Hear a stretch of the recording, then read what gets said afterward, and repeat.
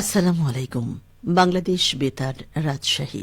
স্থানীয় সংবাদ পড়ছি শাহানা পারভিন। বাংলাদেশে নিযুক্ত পাকিস্তানের হাই কমিশনার সৈয়দ আহমেদ মারুফ রাজশাহী বিশ্ববিদ্যালয়ের উপাচার্য অধ্যাপক ড সালেহ হাসান নকিবের সাথে সৌজন্য সাক্ষাৎ ও মতবিনিময় করেছেন। গতকাল বিশ্ববিদ্যালয়ের শহীদ সৈয়দ নজরুল ইসলাম প্রশাসনিক ভবনের কনফারেন্স কক্ষে আয়োজিত মতবিনিময় সভায় তারা দুই দেশের উচ্চশিক্ষা ও গবেষণা ক্ষেত্রে সহযোগিতার বিষয়ে আলোচনা করেন। এ সময় হাইকমিশনার জানান, পাকিস্তানের উচ্চশিক্ষা ও গবেষণা প্রতিষ্ঠানসমূহে বাংলাদেশের শিক্ষক, গবেষক ও শিক্ষার্থীদের জন্য প্রায় ৩০০ বৃত্তির ব্যবস্থা আছে। রাবিও সেই সুবিধার অংশীদার হতে যাচ্ছে। উপাচার্য পাকিস্তানের সমপর্যায়ের প্রতিষ্ঠানসমূহের সাথে রাবির একাডেমিক সংযোগের বিষয়ে আগ্রহ প্রকাশ করলে হাইকমিশনার সংশ্লিষ্ট ক্ষেত্রে আরও সহযোগিতার গুরুত্বারোপ করেন। এ সময় উপাচার্য রাবির পক্ষ থেকে হাইকমিশনারকে স্মারক উপহার দেন।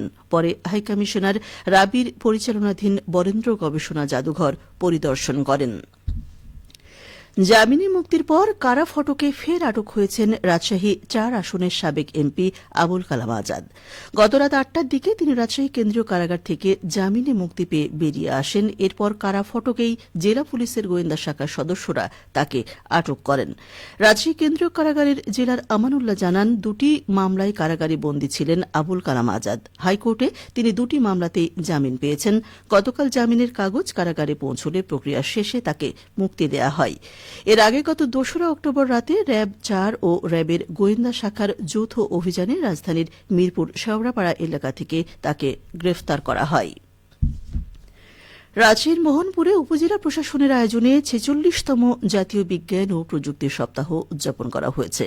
গতকাল উপজেলা চত্বরে জ্ঞান বিজ্ঞানে করব জয়, সেরা হব বিশ্বময় এই প্রতিপাদ্যকে সামনে রেখে দুদিনব্যাপী এই কর্মসূচি শুরু হয়। এতে ২৬টি শিক্ষা প্রতিষ্ঠান অংশগ্রহণ করে। অনুষ্ঠানে সভাপতি থেকে এই কর্মসূচির উদ্বোধন করেন উপজেলা নির্বাহী কর্মকর্তা আয়েশা সিদ্দিকা। পরে উপজেলা চত্বরে আলোচনা সভা অনুষ্ঠিত হয়। এ সময় উপজেলা সহকারী কমিশনার জোবাইদা সুলতানা উপস্থিত ছিলেন। পরে তারা শিক্ষার্থীদের বিজ্ঞানভিত্তিক স্টল পরিদর্শন করেন। আজ বিকেলে এই মেলা শেষ হবে। নওগাঁর মহাদেবপুরে উপজেলা আইনশৃঙ্খলা কমিটির মাসিক সভা অনুষ্ঠিত হয়েছে। গতকাল উপজেলা পরিষদ সম্মেলন কক্ষে সভায় সভাপতিত্ব করেন উপজেলা নির্বাহী অফিসার মোহাম্মদ আরিফুজ্জামান। অনুষ্ঠিত সভায় উপজেলার বিগত ১ মাসের আইনশৃঙ্খলা পরিস্থিতি পর্যালোচনা করা হয়। এছাড়া চুরি, ছিনতাই, মাদক ও বাল্যবিয়ে সহ বিভিন্ন অপরাধ প্রতিরোধ কার্যক্রম গতিশীল ও ভ্রাম্যমাণ আদালত পরিচালনার উপর গুরুত্ব আরোপ করা হয়। সভায় উপজেলা সহকারী কমিশনার রিফা তারা, উপজেলা কৃষি অফিসার হোসেন মোহাম্মদ ইরশাদ উপস্থিত ছিলেন।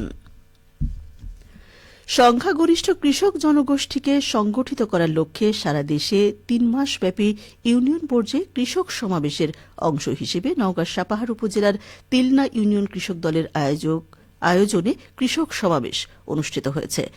গতকাল বিকেলে তিলনা বালিকা উচ্চ বিদ্যালয় মাঠে সমাবেশে প্রধান অতিথি ছিলেন নওগাঁ জেলা কৃষক দলের সদস্য সচিব ATM ফিরোজ তুলো।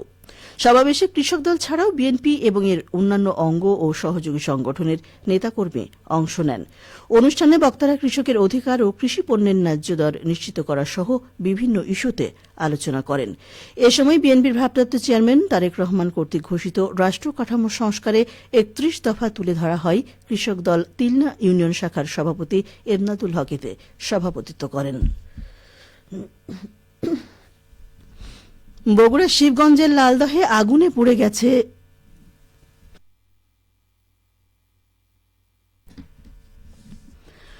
বগুড়ার শিবগঞ্জের লালদহে আগুনে পুড়ে গেছে লক্ষাধিক টাকা। গতকাল সন্ধ্যায় শিবগঞ্জ উপজেলার পুরো এলাকার লালদহের মোকছেদের বসত বাড়িতে অগ্নিকাণ্ডের ঘটনা ঘটলে এ টাকা পুড়ে ভস্মীভূত হয়। খবর পেয়ে শিবগঞ্জ ফায়ার সার্ভিসের কর্মীরা ঘটনাস্থলে পৌঁছে আগুন নিয়ন্ত্রণে আনে। এর আগে স্থানীয়রাও আগুন কিছুটা নিয়ন্ত্রণে আনতে সক্ষম হয়। মোকছেদ জানান, আগুনে বৈদ্যুতিক তার ও বিছানার কিছু অংশ পুড়ে যায়। এতে খাটের তোশকের নিচে রাখা লক্ষাধিক টাকাও পুড়ে ভস্মীভূত হয়।